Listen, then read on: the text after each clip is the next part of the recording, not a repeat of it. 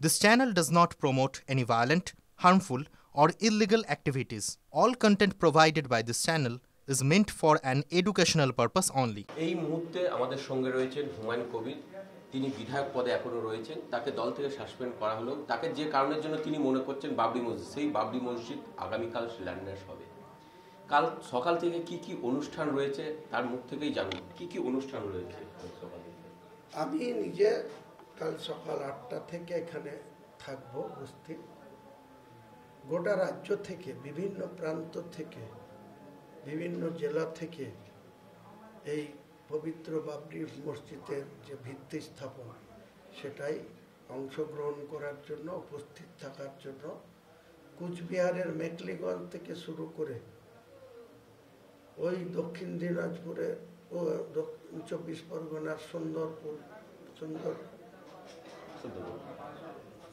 এলাকা থেকে এবং বর্ধমান, বীরভূম, মালদা, উত্তর দিনাজপুর, দক্ষিণ দিনাজপুর, ওদিকে উত্তর 24 পরগনা, দক্ষিণ 24 পরগনা, নদিয়া, হুগলি, হাওড়া, বিভিন্ন জেলা থেকে কাল এখানে আমার ইনভাইটে আমাকে শক্তি যোগানোর জন্য, আমাকে সাপোর্ট দেওয়ার জন্য, আমার এই পবিত্র কাজে অংশগ্রহণ করার জন্য আসছে।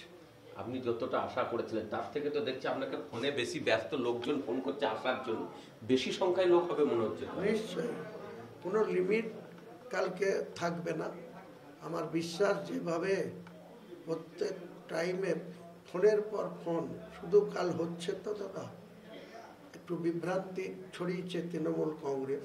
কিছু তৃণমূলের নেতা আছে যারা কোনো জায়গায় কুলকে পায় না, কারো কাছে কোনো গুরুত্ব পায় না, তারা অনেক অপপ্রচার, বিরোধিতা, মোনাফেকের মতো কাজ করছে।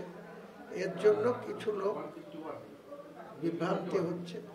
আমি তাদেরকে বলেছি এবং আমার ভিডিও করে, আমার ভিডিওতেও আজকে মানুষকে কাল এখানে উপস্থিত থাকার জন্য অনুরোধ করছি। আপনাদের মাধ্যমেও কালকে বেলা 8টা থেকে আমি থাকবো, 12টায় কোরআন তেলাওয়াত শুরু হবে। 2 ঘন্টা কোরআন তেলাওয়াতের মধ্যেই ভিত্তি স্থাপন হয়ে যাবে।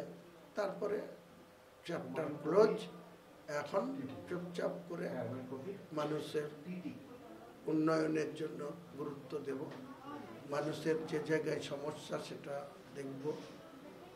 রাজ্যের যে সরকার আছে সেই সরকারের পুলিশের একটা অংশ, সিভিল প্রশাসনের একটা অংশ, বিশেষ করে বেলার অফিসগুলা যেভাবে লুটের কারবার চালাচ্ছে তাদের বিরুদ্ধে রাস্তায় নামবে।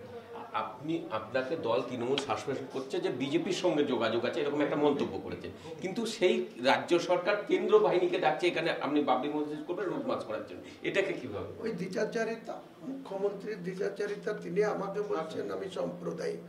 উনি কেন অটল বিহারী বাজপেয়ীকে ডেকে নিয়ে এসেছিলেন ওনার কালীঘাটের বাড়িতে? উনি নিজের তিনার পায়ে হাত দিয়ে প্রণাম করেছিলেন। আর অটল বিহারী বাজপেয়ীজি তিনি আবার মমতা ব্যানার্জির মা গায়ত্রী ব্যানার্জির পায়ে হাত দিয়ে প্রণাম করেছিলেন। কাজেই বিজেপির সাথে কার বেশি সুসম্পর্ক সেটা বাংলার মানুষ কেন, গোটা ভারতবর্ষের মানুষ জানে।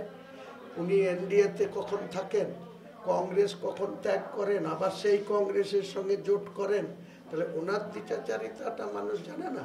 উনি মুখ্যমন্ত্রী হলে উনি এত পীর সাহেব যে উনি যেটা বলছেন সেটাই সত্যি। আর আমরা সব মেকি, আমরা সব লোকের সাথে লাইন করে পয়সার লোভ যদি থাকতো তাহলে মমতা ব্যানার্জির দলে গিয়েছি, কটা পয়সা দিয়েছে, কোথায় পয়সা দিয়েছে, কোথায় আমাদের কোনো কিছু সুযোগ করে দিয়েছে? বলতে লজ্জা করে না মমতা ব্যানার্জির? আমি কংগ্রেসের বিধায়ক পদ ত্যাগ করে 6 মাসের জন্য মন্ত্রী হয়েছিলাম, 6টা পয়সা পাইনি। রাজ্যপাল ছিলেন নারায়ণ, তিনি কেবল আমাকে 6 মাসের শেষে 1 লাখ টাকা একটা অনারিয়ামের চেক দিয়েছিল। কিন্তু একটা মন্ত্রী 1,35,000 করে মাইনে পাই। মুখ্যমন্ত্রীর কাছে আমি চ্যালেঞ্জ করছি, আমাকে কি সেই পাই দেওয়া হয়েছিল? কেন্দ্র বাহিনী দিয়ে একটা ভয় দেখানো বা এরকম কিছু? আমি এসব ভয় পাই না। হুমায়ুন কবির আল্লাহকে ছাড়া কোনো মুখ্যমন্ত্রী, কোনো প্রধানমন্ত্রী, কোনো রাষ্ট্রনায়ক কাউকে ভয় পায় না। হুমায়ুন কবিরের মৃত্যু একদিন হবে, বিএসএফ গুলি করে মারলে মেরে দেবে, চলে যাব শহীদ হয়ে। এখানে কেউ এসে মাথা কেটে নেবো বলছে, কেটে নিই, যাক না, দেখি কতটা মাথা কাটতে আছে। হুমায়ুন কবিরের পৌঁছানোর আগে তার মাথা কোথায় থাকবে সে আটকে নেবে।